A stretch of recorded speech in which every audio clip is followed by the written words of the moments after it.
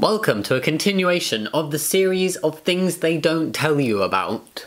Then the particular thing that you don't get told a lot about, because apparently there's a lot of missing information when it comes to being trans and transitioning. I'm here to tell you about all the little and some bigger things that they don't tell you about when getting bottom surgery, or things that I wasn't told about and wasn't aware of, and I maybe am kind of assuming that lots of people aren't told, but I've also heard of other people saying, hey, I didn't know this. Hey guys, it's Jamie after that very long pre-introduction. Welcome back to another video, and as you have probably already guessed from both the title and my pre-introduction waffle, this video is about bottom surgery and the things that they don't tell you about getting bottom surgery. In my opinion, bottom surgery is a scary thing. Surgery is a scary thing, like full stop, but there's something about bottom surgery, or lower surgery if you prefer that. Bottom, lower, probably use them interchangeably. There's something about lower surgery that is scarier than other aspects of transitioning, or at least it was for me. It's also the thing that seems to have the least amount of readily available information on, and is the least talked about in terms of general things. There is so much information out there about getting testosterone and top surgery, although still gaps in information obviously, because I've made videos about what you don't know about those, but in comparison there is very little information out there about getting a penis.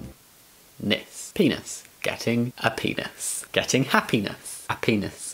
So I had a type of bottom surgery called metoidioplasty. More information in the description box if you want to check out what that is. In short, it basically creates a micro penis from your existing stuff down there. Nothing is like added apart from silicone balls if that's what you want, and I do have silicone balls. And before I had this surgery, I did like extensive research. I did much reading and still felt like I went into it not knowing everything that was going to happen, and I didn't know everything that was going to happen and all the little details, and yeah, there was a lot of surprises. Several surprises. Quite a few surprises. A handful of surprises. And to be honest, it's a little part, not the main bit, but it's a little reason as to why I waited so long to get bottom surgery. There was many years between top surgery and bottom surgery for me, in part just because I didn't know what was what when it came I didn't know what was what when it came to getting a penis. So I'm now about 5-ish months post-op final stage and nearly 2 years post first stage. That feels really weird. Nearly 2 years. What? Sorry, I've not thought about it before. And I had a few complications along the way. Hasn't affected my results. I'm very happy with the outcome. It was definitely the right thing for me to do. But in terms of like what to actually expect and what they don't tell you, I'm not going to go into details about the complications. That is not included in this list because complications are kind of part and parcel of surgery. Poop can hit the fan when it comes to surgery, and it's like the #1 thing that surgeons tell you and that you are made aware of, so complications are not in this list. I welcome you to Jamie's Penis Prospectus, Dick Directory, Willy Wonderings. You get the gist. I was trying to find ones where it went to, you know what I'm trying to do, the words don't quite work. This is basically just a list of things that don't really tell you about when you're getting a penis. Enjoy. #1, it's a really weird place to have surgery. It's very personal. For me, it's an area that always feels very like, 1, private, and 2, delicate. And when you've got many people looking and lots of stitches and bandages and surgical glue, it just feels really alien to have that part of you so like prodded and sewn up, and just for me, I found it very odd to have surgery there. It felt like almost too personal, or I felt like damage was gonna get done because everything was so delicate. I don't really know how to describe this, it just felt weird. #2, results are even less instant than top surgery. Now this will vary from person to person again in terms of healing like it does with top surgery, but when you have surgery, you are not gonna wake up with the perfect finalized product straight away. Your body needs time to heal and potentially needs revisions. With lower surgery, everything can really take a while to settle down, like swelling can take a while to go down, and it can make a difference to how things look and how things feel down there. And from what I've seen with lower surgery, you're more likely to be left with just little things that might need tidying up at the next stage of surgery, because most of the time it is a multi-stage surgery. So like little skin tags, little like scars that are tethering things, or just a little bit sore, or just stuff like that. For me, both stages took about a good 4 or 5 months to really settle down. I still feel like everything is still settling down from my second stage, which was 5 months ago. Like all the swelling is gone, but in terms of like ball placement, things are still like finding their final placement, basically, let's just say that. And as you heal, things might not heal quite perfectly, and I think there's more chance of that with lower surgery than there is with top surgery. So yeah, and also as a side note, the final size of penis you end up with, and balls as well, is likely to be after like 6 months post-op, roughly 4 to 6 months, because there can be a lot of swelling. I had a lot of swelling for ages, and my final size was smaller than what it was like at 3 months post-op, which I thought was like done, and then it just got smaller. Number 3, and we're getting very personal with this one, but pooping after bottom surgery is the worst thing ever. Whew. For some reason, I was under the dumb and completely incorrect delusion that pooping would be easier post-bottom surgery than it had been post-top surgery. With top surgery, you struggle to wipe and you struggle to like sit down and stand up because you can't use your arms and your upper body. It all has to be like from your legs. So you're placing yourself on the toilet without your arms helping you, and that can make it a bit tricky. Why I thought after bottom surgery would be easier, I don't know, because surgery is like literally right next to the area where you poo, so it's harder. Even getting on the toilet isn't easier. You might be able to use your arms, but going into a sitting position is very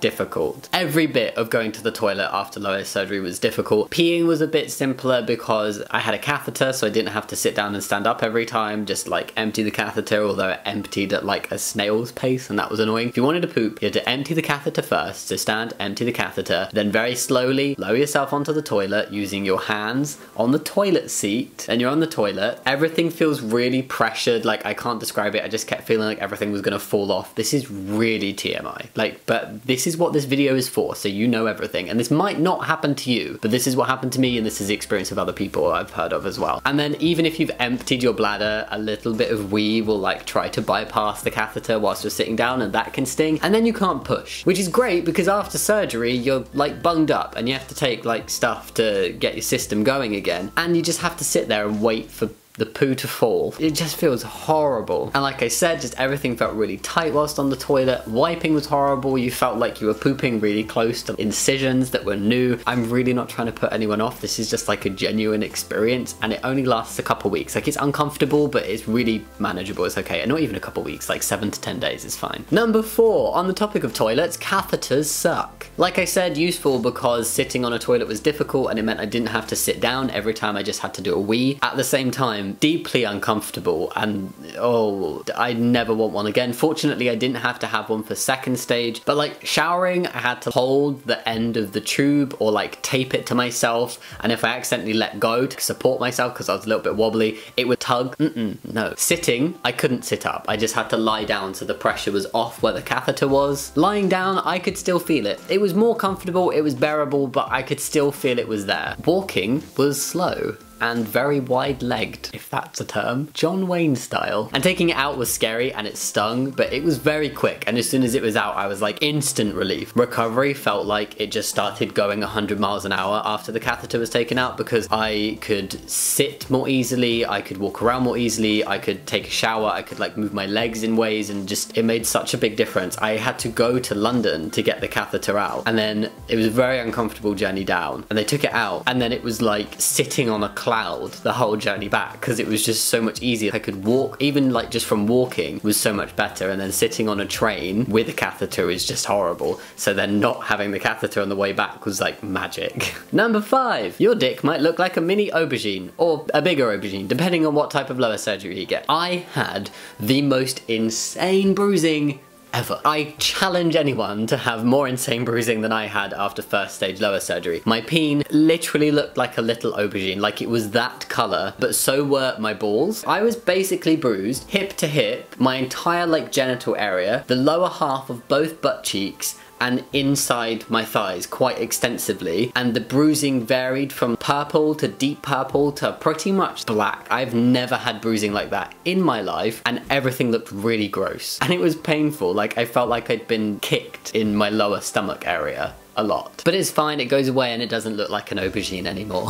Number 6, we're nearly done, I promise. It hurts. I think this might not be true for everybody. It will differ depending on your pain threshold, how you heal, how your body reacts and everything, but I did not find top surgery recovery painful. It was just uncomfortable and a bit tight. After lower surgery, I was in legitimate pain, and it wasn't just associated with the complications I had, but just generally like with the bruising. It was extremely painful. I had several days where I could barely walk, walk because it was just really sore. And genitals are just really sensitive. Everything just hurt, and like if anything got tapped, I'm not even saying hit, I'm saying literally tapped or brushed or something, it hurt. Again, this won't be the case for everybody, but just I wanted to say it because I didn't experience pain with top surgery very much. I was on very minimal painkillers to nothing. I needed the painkillers after lower surgery and I was in pain. So I don't know if that's something that many people experience, but it's something I experienced, so I wanted to share. And finally, number 7. It takes a bit of getting used to afterwards. Your whole genital area has been reconfigured or added to and just changed quite extensively. It takes a while to get used to it. Even if you're really happy with it, even if it's exactly what you wanted, things might just feel a bit weird. Sitting, standing, crossing your legs, walking, driving, you're gonna be hyper aware of additions and the new way everything sits for a while, because you've gone from nothing sticking out there really to something being there, and it maybe gets in the way a little bit sometimes, or you catch it sometimes, or you sit on something. I'm still getting used to the balls. I'd kind of just gotten used to things, and then I had second stage, and now I'm getting used to the balls and the, like, just when I sit, the fact I can feel them, that's very weird. It doesn't mean that you're not happy, it just means that your body has changed quite a bit and it takes some getting used to. Those are my 7 points. I'm sure there are more things that other people that have had lower surgery can think of. If there's many more things, I might make a part 2 because there's just not enough out there about lower surgery. Not all of these will apply to everybody, but these are all things that I have seen apply to more than just myself. So I'm not just like saying, oh, this happened to me, so you need to know it. It's kind of, these are things I've heard from other people as well as experiencing myself. If you found this video useful, think about giving it a thumbs up and subscribing if you want to, but no pressure. And leave any video suggestions, anything down in the comments. Just come chat, leave a comment, whatever you want. As always guys, thank you so much for watching. I will see you next time. Much love, bye. Oh, also bonus points if you comment the number of times I said penis in this video. I don't think it was a record by far. I feel like I didn't say it that much, but I'm always curious. So leave a comment down below. Bye, bye, bye, bye.